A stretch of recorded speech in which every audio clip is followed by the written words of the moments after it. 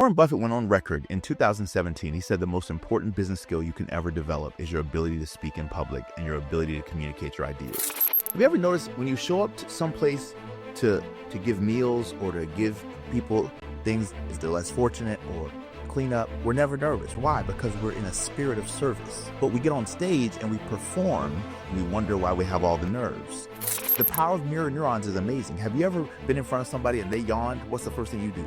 You yawn right back, right? As soon as someone laughs real hard at a joke and then you see them bust out laughing, what do? You bust out laughing too. Not at the joke, you bust out laughing at how hard they laugh. You're a master of communication. Talk to our audience about how do you get rid of stage fright? So I'm gonna say something that's gonna split some theological hairs, but it'll be fun. Dr. Delatorro McNeal, it is such a pleasure and an honor to even be in your presence today. Thank you for showing up and just, as you always do, mind you, you've been showing up forever, from what I hear. So Let's go. Just let's get right on into it. Like, what was your first big room and how did you prepare for it? Man, that's a tough question. When I think about my first big room, the room that I consider big would be the Million Dollar Roundtable 2016. Now, I've been speaking full time for, at the time of this broadcast, 23 years. It's been an amazing ride. I'm 47, so I started this in my 20s. Wow. And God has just been so faithful. But I remember in 2016, I got invited to speak for the Million Dollar Roundtable. And for those people who don't know who the Million Dollar Roundtable is, the Million Dollar Roundtable is the largest international association for financial service and insurance professionals in the world. And so they vetted 650 speakers for 17 spots on the main platform. And I was going to be speaking to roughly about 12,000 of the top financial professionals and insurance professionals in the world. Why sell B2C when you can sell B2B? This is what you'll make as a small business owner running a business selling business to customers. This is what you'll make if you sell business to business. But even better, this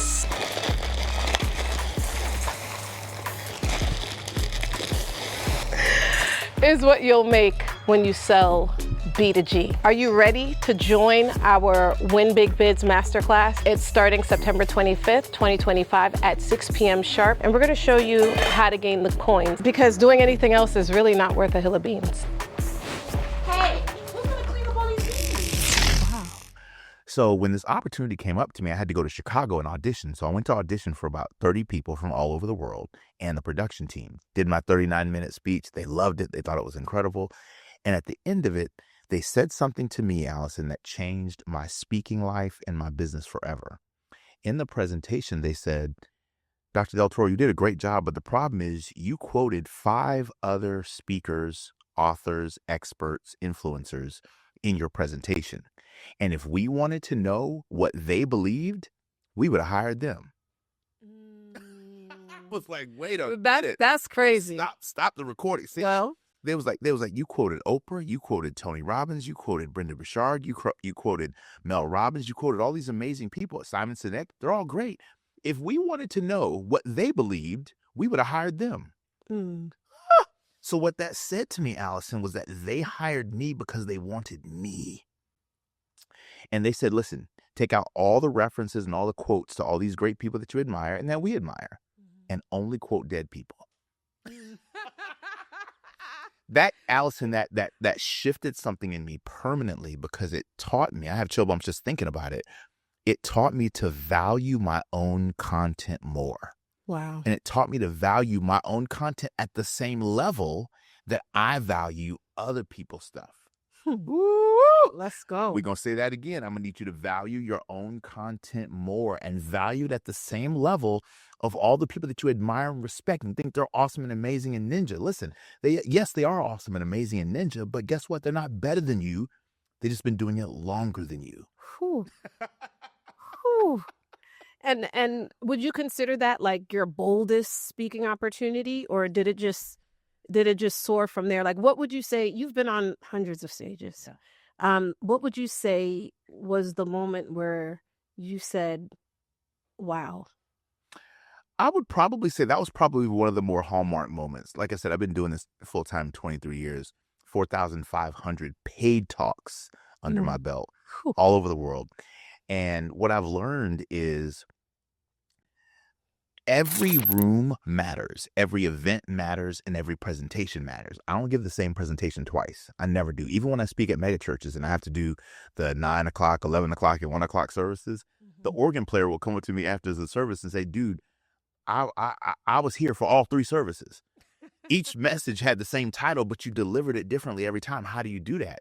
Because I believe that we want to be present with our audience.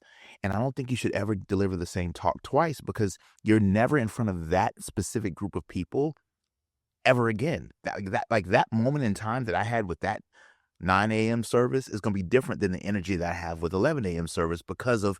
So that experience in 2016, Alison, what it taught me to do was not only value my content more, but it taught me to prepare for big opportunities, small opportunities, medium opportunities. One of my mentors was Dr. Miles Monroe. May he rest in peace, power, and prosperity. One of the greatest things he taught me was, he said, treat every presentation like it's your last, and treat every audience like it's a big stage. I feel like you're speaking through me. Wow. I feel like you are speaking through me, my friend. Let's go. Yeah. You know, I had the privilege of, I actually first heard you speak at OML, Offer Mastery Live, back in 2023. And I sat in the back of the room and I cried. What? You know, you were talking about your father being in the hospital. Girl, you remember that moment? I remember it. And I'm going to tell you why I remembered it. See, oh my God. Because at that time, I had just taken my mother out of the hospital. My mother went through a period where she had a ruptured aneurysm and she had less than 1% chance of survival. And when I brought her home, you know, there was still some swelling in the brain and there were moments of like hallucinatory activity. Right. And I didn't know if this was going to be my reality. Come on. You know, I was well within my, you know, I'd made $21 million that year. Wow. And I had to take a break. I had to take a break from everything around me. And, you know, Myron, my mentor, he, you know, announced this OML and I didn't know what it was about, but I know whatever it was, I needed it. And when I went to OML, not only did I find purpose, but when you stepped on stage, it's almost like something broke inside of me. Let's go. And it was like a seed was being planted and something new I knew was going to arise out of that moment. Come on. And so when you started talking about, he's in the hospital right now, y'all. Right now. Right. Yeah. It just hit me. It hit me in a way where God was just showing me that his people are under attack. Yes. And sometimes, you know, for you to end up in that next stage in life, that you have to take that leap. Yes. And I don't think there was anything that would have taken me away from like what I was doing and the type of money that I was making. Right. For God to change my path.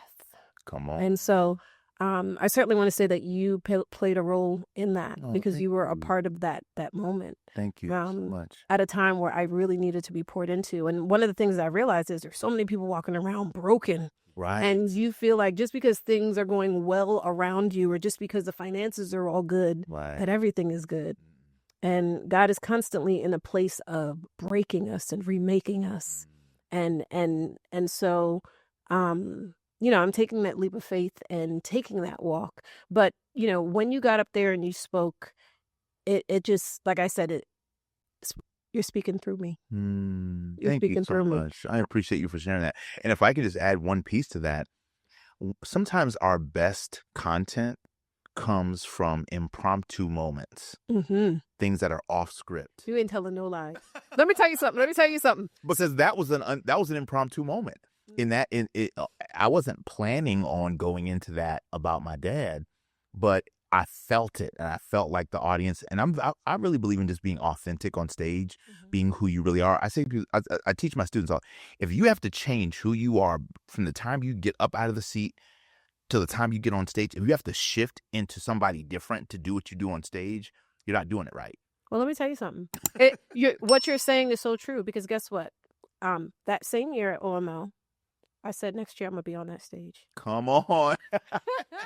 That's right. And lo and behold, next year, that's right. The following year, Myron came to me and he asked me to speak at OML. Come on. And, I had been dwelling with some thoughts about what I would say at OML. And, there's some preparation that goes on there. And none of that preparation was it. Okay. And it was the first time I was standing on stage and I felt at home. I felt at home. I felt like I was speaking to my people. There you go. Yeah. And the connection was just there. And God did something through me where I sang.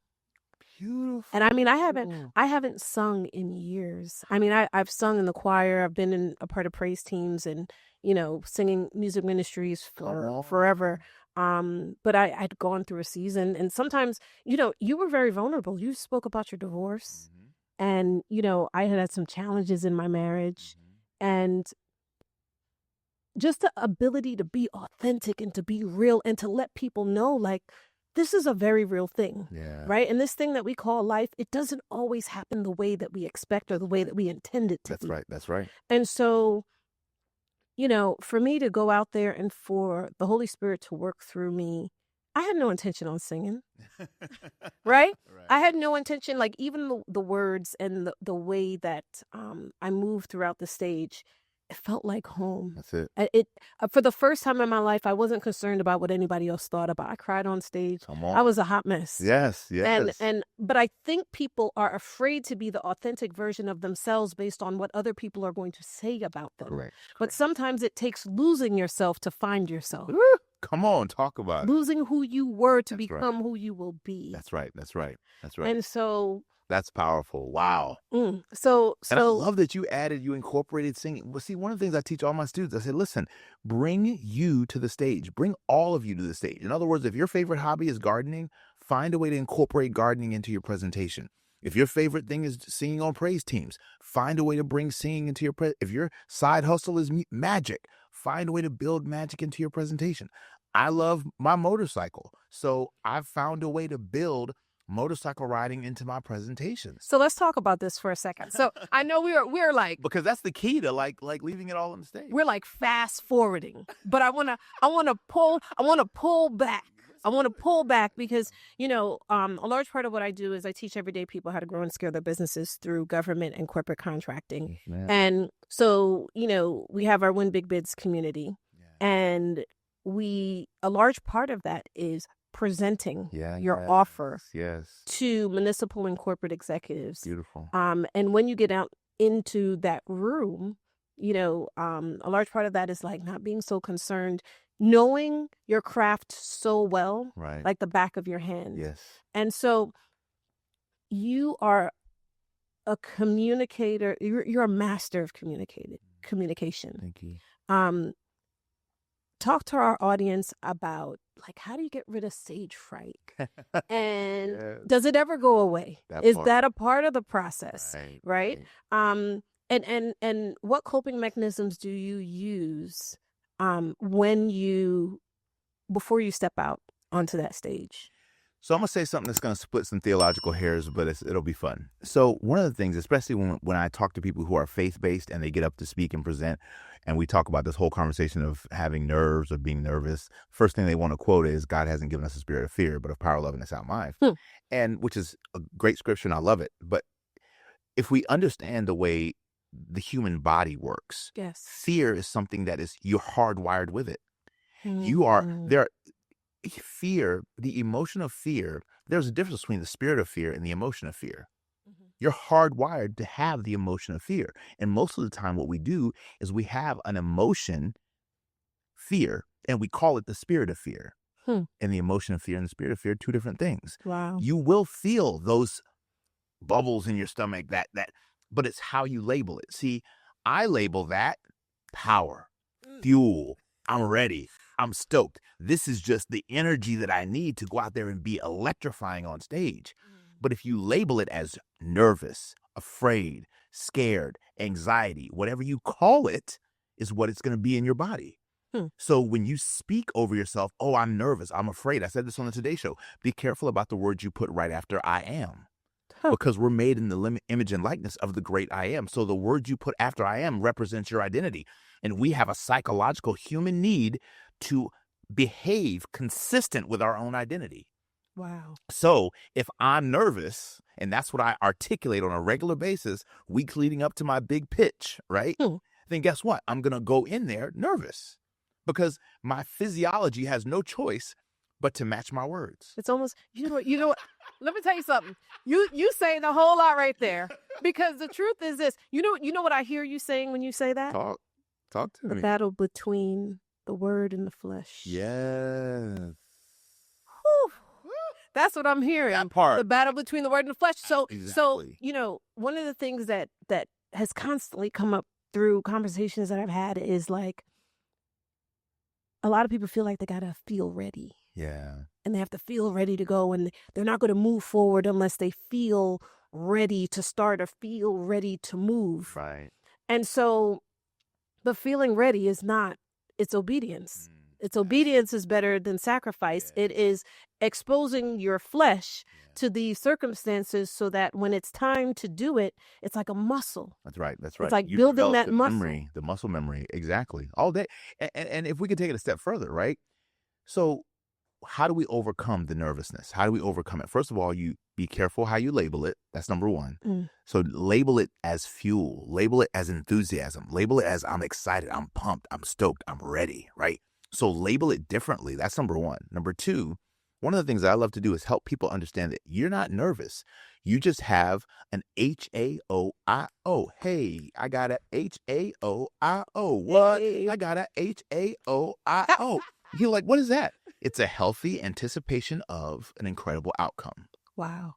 I'm not nervous. I have a healthy anticipation. That feeling that, oh my gosh, that's in our stomach that we all get. It never goes away. Zig Ziglar, when he was backstage, you know what he was always doing? Right before he went on stage, he was reviewing notes. Literally last year, I had a chance to be backstage with Les Brown, who's one of my longtime mentors, dear friend. We spent a lot of time together. First thing he asked me backstage right before he was getting ready to speak for about 2,500 speakers at the National Speakers Association. He said, Dr. D, what does this audience need? Now, this is Les Brown, the legend. And he's asking me, one of his top proteges, what does this audience need?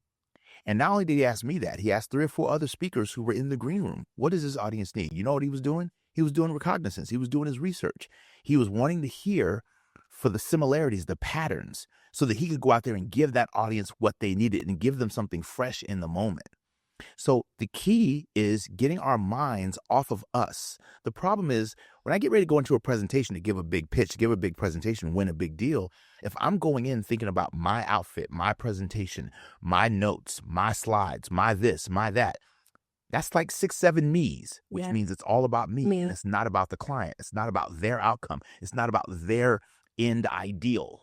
And so I teach my students, get out of you so you can step into your greatness. Yes. Get out of speaking. I say this all the time. Stop speaking and start serving. You know what I hear? Yes. What's that? Talk to me. Die daily. Die every single day. You got to die to yourself. Even when I was driving here, I said, Lord, this ain't about me. I'm here to add value. I'm here to serve. You know, the greatest thing that keeps me from getting nervous for our presentation or a podcast or anything is I show up and serve. Have you noticed this, Alison? Last time you volunteered at your church, and you had to go in, you was in your sneakers and all that stuff, doing the stuff around the church, or you went and fed the homeless in your city. Have you ever noticed when you show up to someplace to give meals or to give people things if they're less fortunate or clean up, we're never nervous. Why? Because we're in a spirit of service. But we get on stage and we perform and we wonder why we have all the nerves. So one of the things that I teach people is stop performing and start serving your audience. When you get on that stage, when you get in front of that camera lens, when you get in this podcast seat, when you get behind the microphone, serve your audience. Listen. Serve them the meal that you prepared. And watch this. It's going to get funky, Alison. And as you're serving the meal that you prepared, tell them where you went and got your groceries. Mercy. Good God have mercy. Oh, you better stop. It amazes me how many times speakers get on stage and they don't tell the audience where they shop to get their groceries because they want the audience to be impressed by their intellect. Nah, Cletus, you read that from a book. Nah, Cletus, you heard that on a podcast. Give the sources for where you got your information because it makes you look better. It makes you sound more well-read and well-versed. And when someone goes and buys the book that you encourage them to buy because it got a result for you, and then they read it and it gets a result for them, guess what? They're going to attribute the success not to the author, but to you because you're the one that recommended it to them. So keys for us removing nerves from the speaking, presenting equation is 1, let's stop labeling it nerves. 2, HAOIO, healthy anticipation of an incredible outcome. 3, like you said, die daily to yourself. It's not about you. It's about those you're sent to serve. And number 4, stop getting on stage and performing and doing gymnastics and get on stage and serve your audience. Get behind that camera, serve your audience, get in front of that client, that boardroom, and serve that client and offer them something incredible that they cannot get without you. Listen, I hope y'all are taking notes. Okay, because Dr. Delatorro didn't come to play with y'all today.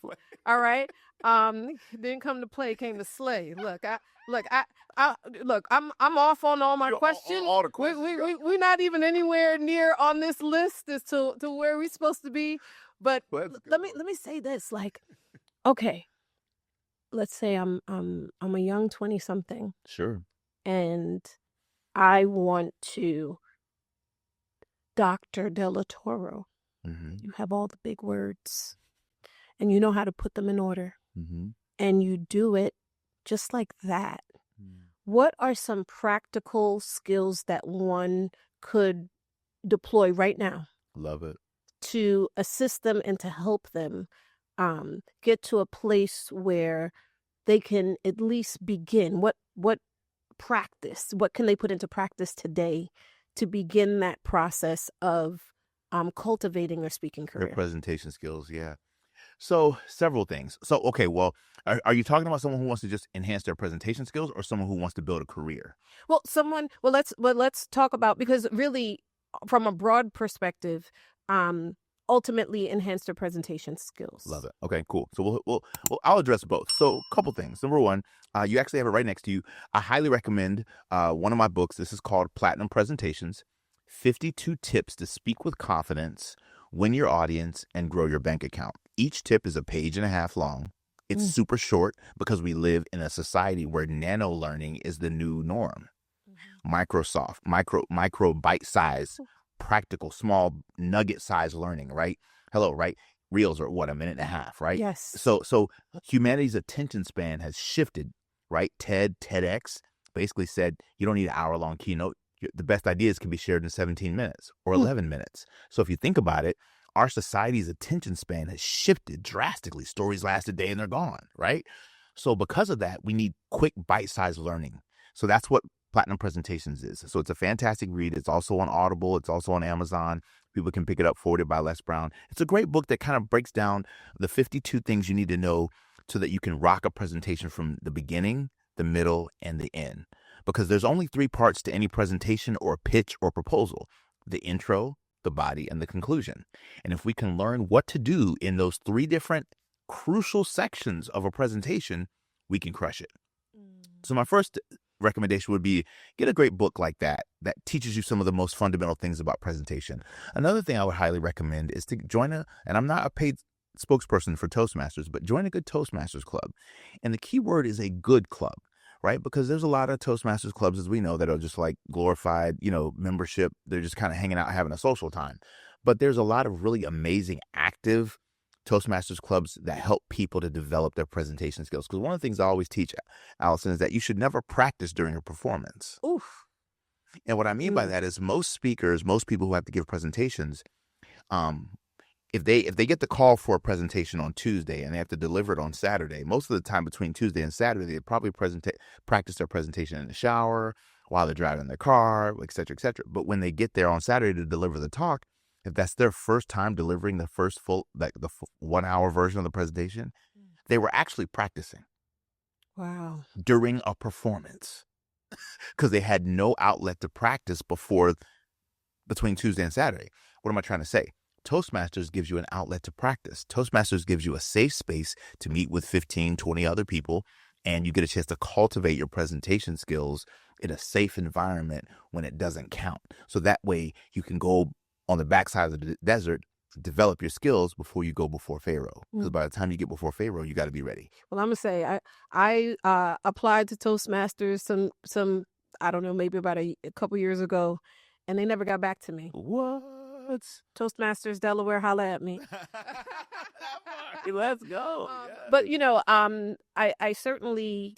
And our launch party, September 25th, 2025 at 6 p.m. sharp. We're gonna talk to you about some of these things that are preventing you from nourishing you and allowing your garden to grow. I've gone through this for years, doing this over and over again. And I realized when I first started this process, I had to prune some people out of my life. I had to move myself from one set of soil to a more nutritious set of soil. One where entrepreneurs are rubbing shoulders one to another. And guess what happened? Everything changed for me. I was able to become fruitful. I was able to support my family. I was able to love on my friends the way they needed me to love on them. And that's what this is all about. You're gonna have to prune some things out of your life. Join us September 25th, 2025 at 6 p.m. sharp. It doesn't cost you anything. For those of you who want to learn more, you can pre-order the book. Pre-ordering the book gets you into our VIP slot where you can come in and ask me any question that you care to or any question that you want to. We're dropping over $20,000 worth of bonuses. Why are we doing this? Because we want you to win and we want you to come back and we want you to testify as to what this program has done for you. And with that, go win and win big. Think that, the ability, one's presentation, your ability to present can help increase. It can help you at the negotiations table. Oh my gosh. Warren Buffett went on record in 2017. He said the most important business skill you can ever develop is your ability to speak in public and your ability to communicate your ideas. I'm going to say that again. Warren Buffett went on record in 2017. He said the most important, there's a whole LinkedIn post about it, everything. The most important business skill he ever developed was his ability to speak in public and communicate effectively. He makes all of his top proteges take the top presentation skills classes ever presented. Why? Because he understands something powerful. He says public speaking, this is Warren Buffett, not me, is either a 50x asset to you in business or it's a 50x liability to you in business. Whew. So I want you to think about that for a quick second, family. Take your annual income right now, multiply it by 50. That's how important your presentation skills are as an asset in your brand. Now take that same annual income, multiply it by 50. That's also, if you don't develop your public speaking and presentation skills, that's the deficit you're going to be pulling yourself out of because other people are going to be developing their skills and they're going to be winning the bids, winning the opportunities and winning the deals that you're not willing to go after. So it's a crucial skill that we have to develop. And so I encourage people to get good books on presentation skills, to join a good Toastmasters club. But another thing I think is really, really important if you want to really cultivate your skills is to really get clear about what is your message. What is it that you really want to talk about? What is it that you really want to bring to the planet? In other words, if I grabbed you and I wring you out, what's going to come out of you? Because the only thing that can come out of a sponge is what You the put sponge, in it. Mercy. whatever the sponge soaked up. Good God have mercy. Well, So when you see someone on stage pouring out, wringing themselves out on stage, you can see what they've been pouring in. You can see what they've been soaking up. Does that make sense? yes. So the question becomes, okay, what do I want to say to the planet? What do I want to say to the world? If I want to speak and I want to communicate and I want to articulate my ideas, what's my platform? What do I care about? Do I want to talk to the planet about wellness? Do I want to talk to the planet about spirituality? Do I want to talk to the planet about coupling and being in beautiful relationships, romantic relationships? Do I want to talk to the planet about neuroscience? Do I want to talk to the planet about cryptocurrency or day trading, right? What is your thing? Right. And we all have one. We all have a thing so get clear about what that is and then do a deep dive on that thing so that you can consider yourself an expert in it. You know, it's so funny. Like every time you open your mouth, it's like you are anointed. And it's like I get a download every time I hear you speak. When you were talking about, in essence, what Warren Buffett spoke to as it relates to the power value of public speaking or the ability to articulate your thoughts. Yes, ma'am. What I heard, and I have to say it out loud, but what I heard is the word became flesh and dwelled among us, and we are made in his image. That's it. Come on. So these words that we speak, when we cultivate that, we are in essence assisting in the process of transforming the world. The planet, we are an extension of God. We are God's hand extended in the earth. So it's our ability to be able to communicate, to convey, to speak, to decree, to declare a thing, and it shall be established, right? It's our ability to do that and do it in a marketplace way that is palatable. Scripture reminds us that he or she that wins souls must be wise. In other words, we've got to be bi-dialectical in our approach. And a lot of times what we do is we try to clean the fish before we even catch it. We try to scale the fish before we even catch the fish. We try to correct people before we even get them in the fold. And Scripture says some plant, some water. God brings provides the increase. God does that part. So my job is to show up as the light. Come on, somebody. Matthew 5. Let's so shine before men. My goal is to show up as the light, and then I let God do the rest. You know, you need to get up out of my mind, okay? I don't know that spirit is, that's my personal mantra. Yes. Let your light so shine before men that they will see your good works and call on your Father in heaven. The question is this: how bright must your light be that when it shines, people don't praise you for what you do? No, they're praising him. That part. And the Scripture doesn't say let it shine. It said let it so shine. So shine. In other words, let your light be so big. Stop shrinking. No. Take up space in this planet. Take up room. Take up space. Have capacity. Have volume about how you do what you do. Leave an imprint, right? Jesus didn't come down here to play. Mm-hmm. He marinated for 30 years, for 30 and a half years of ninjaness. But he let that steak marinate for 30 years. And then when his mom said, okay, you got to be ready now, he said, no, my time's not fully yet come. Does that make sense?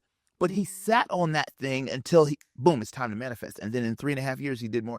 Jesus is the most researched and most controversial deity in human history. Mercy. Right? Come on, somebody. Let's go. Right. Let's disrupt stuff, right? And so that's what speaking allows us to do. It allows us to disrupt, right? One of the things that Les taught me decades ago, he said, it is our job as speakers to make sure that when we get on stage, we do 3 things: distract, dispute, and inspire. Distract, dispute, and inspire. We want to distract people from their existing story. Every human being that's in an audience waiting to hear us has a story looping in their head. Let's pause that. The average psychologist and psychiatrist and therapist agrees that the average human being thinks 65,000 separate transactional thoughts per day, 85% of which are negative. So if we're going to be on stage, the first thing that we got to do is we're in front of a room full of 1,000 people who are thinking 65,000 separate thoughts each. Our talk has to distract them from their existing thoughts, their existing story that they're telling themselves. It has to dispute the current narrative that they have about themselves. I'm not good enough. I'm not smart enough. I'm not strong enough. I'm not talented enough. I'm not gifted enough. I don't know enough of the right people to get my first government contract. I don't have enough stuff to get certified to get my first this. I don't even know what a NAICS code is. I don't even know what sam.gov is. Right. So in other words, you have to distract them from their existing programming long enough to get them to dispute their current story that they believe about themselves, so that you can inspire hope for the future. There goes another tweet. You ready for this? I'm ready. So I sit before municipal executives, and I've been doing so over the last 13 years. At 29 years old, I started my own business. And that was a calling from God. That was a whole thing. Wow. But so now I'm making this transition where I am teaching everyday people how to do what I've done. Yes, ma'am. And I'm going to be honest with you. Can I be really transparent? Let's talk. You know, I haven't been successful in that pursuit. You know, I've been in this for about a year now, in teaching and showing people the way. Right. And see, when I go and I sit in front of municipal executives and I run down the playbook, they execute and they do the work. Right. But I'm finding as I'm coming into this space where I no longer want to help corporations become, to make hundreds of millions of dollars. Right. Okay.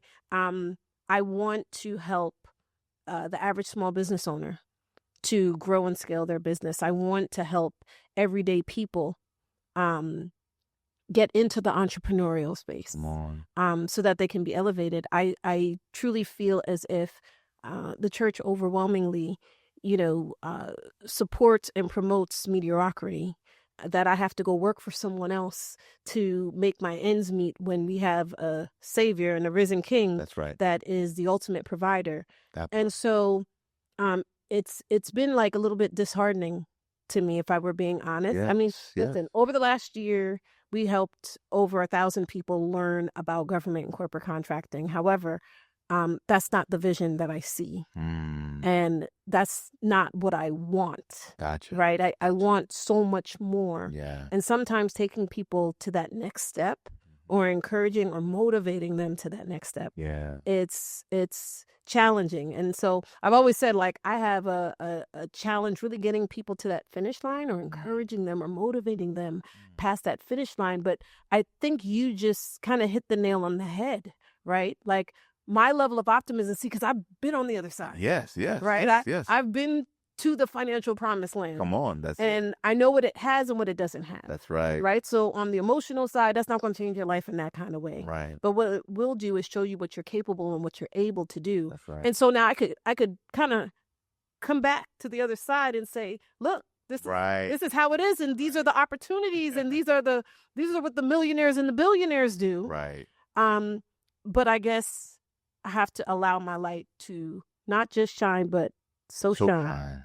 So shine, which means keep doing it. Don't quit. Don't give up. Keep inspiring. Keep encouraging, right? And what God's given me to give to you right now is, you are Harriet Tubman. And you, watch this, sis, you found your way north. Well, watch this. She said, I freed thousands of slaves. I could have freed thousands more if they only knew that they were slaves. She said, listen, I went north, I found freedom, and then I came back and took a bunch of people up. But I wanted to take so many more up. But they did not realize that they themselves were in a disadvantaged position. And so sometimes, sis, it's not that we haven't found our way north, and it's not that we don't want things bad enough for other people. But at some point, they have to want it bad enough for themselves. Because desire is something that you can never pay for a mastermind to get. Powerful. Desire is something that someone has to bring to the table themselves. A desire to win. I love something that John Wooden said. He said, winning isn't everything, but wanting to win is. Did y'all hear that, win community? He said, winning isn't everything. You're on fire, brother. But wanting to win is. So the question becomes, how do we establish want? Let's go. I'll wait for you. How do we establish desire? How does one build a desire to win, a thirst, a craving, a hunger to want? I can't do that for you. I can give you all the videos and all the inspiration and all the books, but that has to be an internal unction that you develop within yourself. That's got to be an intrinsic motivation.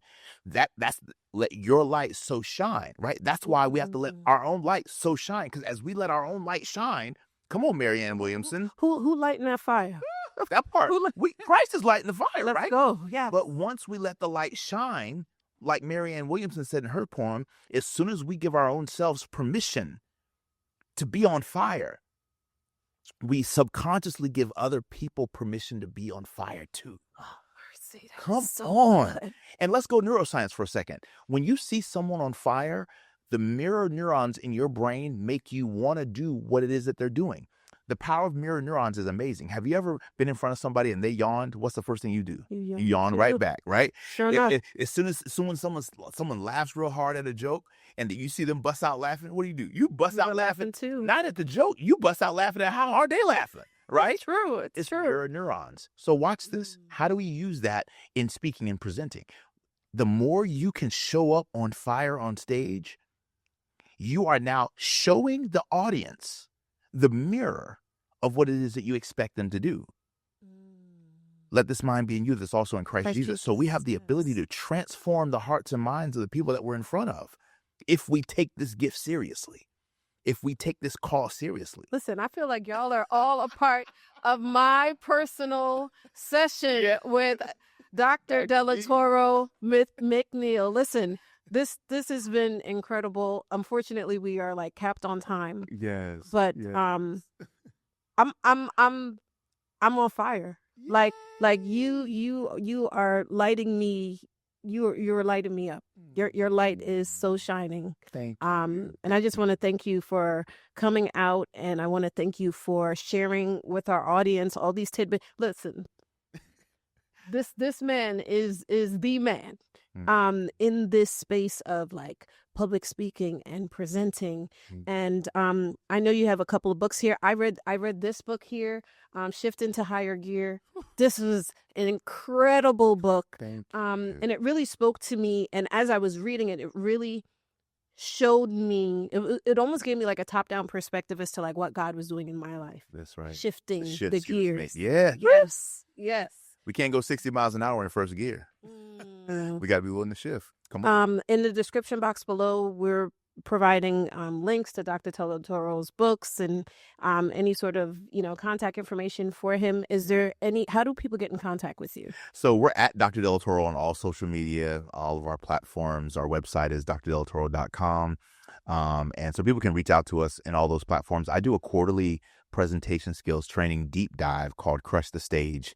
It's one of the only speaker training programs in the world that's been endorsed by both the National Speakers Association and Toastmasters International.